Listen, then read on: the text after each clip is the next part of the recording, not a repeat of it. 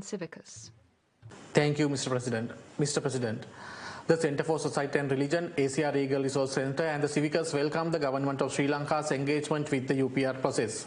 Since its last review, Sri Lanka did not implement any of the 9 recommendations related to civic space. We note that Sri Lanka accepted 24 of the 31 recommendations on civic space it received during this circle, including to ensure a safe environment for civil society, including human rights defenders and journalists, and refrain from imposing undue limitation on NGOs.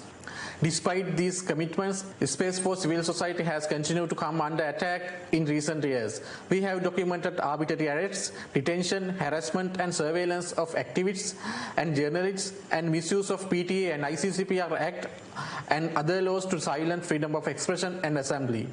We also documented restrictions on protests and harassment and intimidation of protesters, including against families of disappeared persons in the north and east, and the use of excessive force and prosecution of protesters following the economic crisis. We are concerned the imminent NGO law will curtail freedom of association and legalize government interference in civil society.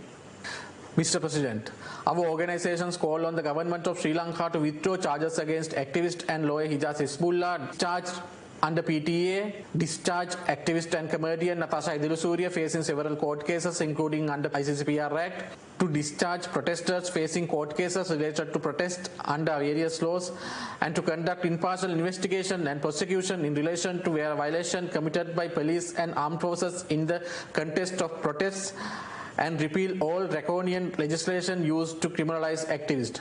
We thank you.